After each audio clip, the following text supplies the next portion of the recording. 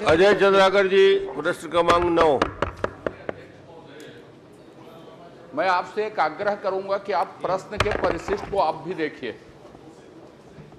और मैं कोई इसमें प्रश्न नहीं करना चाहता, मैं आपको कुछ चीजें बोलना चाहता हूं। और बहुत संवेदनशील विषय, जब आप मुख्यमंत्री थे, पंचायत और समाज कल्याण का डायरेक्टरेट एक होता था, तब इस स्कूल को हमने खोला था। इसमें आप देखेंगे, आपसे संरक्षण चाहता हूं, पढ़ देता हूं, फिर मैं पूछूंगा। जो स्वीकृत पद हैं 31, उसमें एक प्राचार्य को छोड़ के 30 पद खाली हैं दिव्यांगों के स्कूल में। 23 पद प्लेसमेंट एजेंसी से। अब प्लेसमेंट एजेंसी को मैं डिटेल करूंगा, अब आप प्रश्न ब को पढ़ लीजिए। अब प्रपत्र ब को क्या क्या पढ़ाते हैं इसमें दिया है। Bachelor of arts fine arts, bachelor of fine arts, bachelor of fine arts के विषय अलग अलग दिए हैं। उसमें हिंदी भाषा, पर्यावरण आप देखेंगे 2, तबला वबला सब है उसमें। फिर प्रपत्र सा आप देखिएगा कि क्या क्या सुविधाएं दी जाती हैं। और द में आप देखिएगा कि इसका अनुदान, दिव्यांगों के स्कूल का अनुदान प्रति वर्ष कम हो रहा है। इस साल 25-26 में 57 लाख रुपये। और आखिरी जो प्रपत्र है उसमें क्या खर्च हुआ है वो है।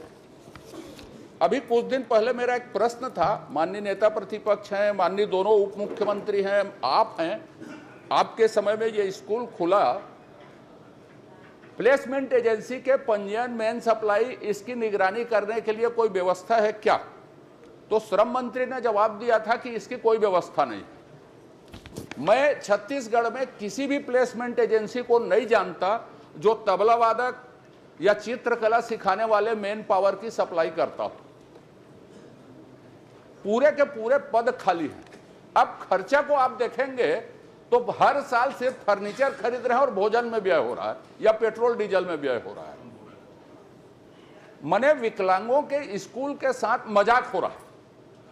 यदि बजट लगातार कम हो रहे हैं, मैं आपसे आग्रह इतना ही करूंगा, क्या पूछूंगा इसमें, क्या पूछने लायक है और क्या आश्वासन लूंगा इसमें। मैं आपसे ये चाहता हूं, यदि सरकार इसको नहीं चलाती, चीफ सेक्रेटरी महोदय भी सुन रहे हैं, नहीं चला सकते तो किसी एनजीओ को दे देना चाहिए इसको। लेकिन एक लाइन भर बता दे मुझको कि कौन सा ऐसा एनजीओ है जो तबला वादक और जो इसमें कला है, फाइन आर्ट्स को, चित्रकला के मेन पावर को सप्लाई करता है, उस एनजीओ का नाम, और उससे मैं मिलना चाहूंगा। यही डबल इंजन के प्रभाव है। का चीज संवेदनशील है, ते सब चीज गर्वच्चर ही समझ लेता चला था, लाठी भी चला था हमारे माननीय अध्यक्ष महोदय। अब इसमें कुछ बोलना चाहे, कुछ करना चाहे तो वो जाने। मैं सदन के सामने इस बात को लाना चाहता था, या तो इसको बंद कर दें या किसी एनजीओ को दे दें, और चलाएं तो ठीक से चलाएं, और ठीक से चलाने के लिए यदि कुछ कदम उठा रहे हो तो बता दें, नहीं तो इससे अतिरिक्त मेरा कोई प्रश्न नहीं। ठीक है, बताना चाहें तो बता दीजिए।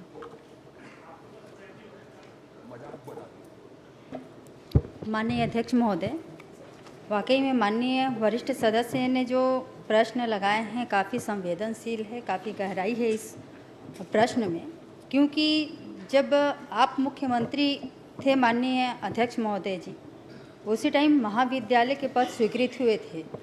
ये प्रश्न आने के बाद मैं भी आश्चर्य हुई माननीय अध्यक्ष महोदय कि इतने लंबे समय के बावजूद भी इस पद को क्यों नहीं भरा गया। सिर्फ एक पद भरा गया है, बाकी सब खाली है माननीय अध्यक्ष महोदय। मुझे भी इस बात की काफ़ी तकलीफ है। हम दिव्यांग बच्चों के साथ ऐसा कर रहे हैं, अब किसकी गलती है माननीय अध्यक्ष महोदय मैं नहीं जानती, लेकिन कहीं ना कहीं हम दिव्यांग बच्चों के साथ उनकी भावनाओं को शायद नहीं समझ रहे हैं। ऐसा विषय आ रहा है इतने लंबे समय तक। माननीय अध्यक्ष महोदय, ये 2017 की बात है जब पद स्वीकृत हुई। 5 साल बात तो वहीं तक लाना पड़ता है माननीय सदस्य महोदय कि 5 साल इस पद में, क्योंकि 2018 में गवर्नमेंट चेंज हो गई थी माननीय अध्यक्ष महोदय। इस पे पूर्ववर्ती सरकार की जो विभागीय मंत्री है, इस पे अभी तक क्यों कार्यवाही नहीं की माननीय अध्यक्ष महोदय जी, इसको संज्ञान में क्यों नहीं?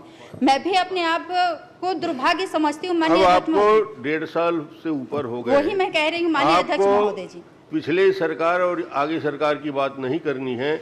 आप का मंत्रालय, आप उस पर क्या कर सकती हैं, आगे बढ़ने की बात करिए। पीछे जो हुआ है उसकी गलती के लिए आज विवरण नहीं देना है, आप भविष्य में क्या करेंगे उतना ही बता दीजिए। जी माननीय अध्यक्ष महोदय जी, उतना मैं पर्याप्त उसी बात होगा। पे आ रही थी कि मुझे विभागीय अधिकारियों के माध्यम से शायद मुझे जानकारी प्राप्त हुआ या मैं इतनी गहराई तक नहीं पहुंच पाई। माननीय अध्यक्ष महोदय, मैं भी इस बात को स्वीकार करती हूं, मुझे अब माननीय सदस्य के माध्यम से ये जानकारी प्राप्त हुई है।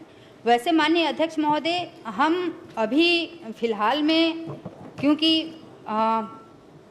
पहले प्राथमिकता पे अपन छोटे बच्चे जो हैं उनके भी पद खाली थी माननीय अध्यक्ष महोदय, तो इन 1.5 सालों में हमने 112 पद की स्वीकृति हमको मिली है अभी कुछ दिन पहले ही माननीय अध्यक्ष महोदय, और जल्द ही इस पे ये संज्ञान में आई है, तो जल्द ही इस पे हम फाइल बढ़ा के इसकी जो रिक्त पद है उसको भरेंगे माननीय। चलिए ठीक। अनुदान क्यों घट रहा है और प्लेसमेंट की जांच करिए। मैं ऐसा कोई प्लेसमेंट नहीं जानता जो तबला वादक सप्लाई करे, संगीत पेटी बजाने वाला सप्लाई करे या चित्रकला सिखाने वाला सप्लाई करे, ऐसा मैं कोई प्लेसमेंट एजेंसी नहीं जानता छत्तीसगढ़ में।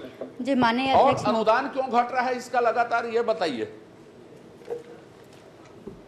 माननीय अध्यक्ष महोदय, क्योंकि अब बजट जो स्वीकृत हुए थे फर्स्ट टाइम में, अब उसमें अधिकतर प्लेसमेंट में ही है चल रहे हैं, तो खर्चे भी कम हो रहे हैं, इसलिए बजट में कमी आ रही है।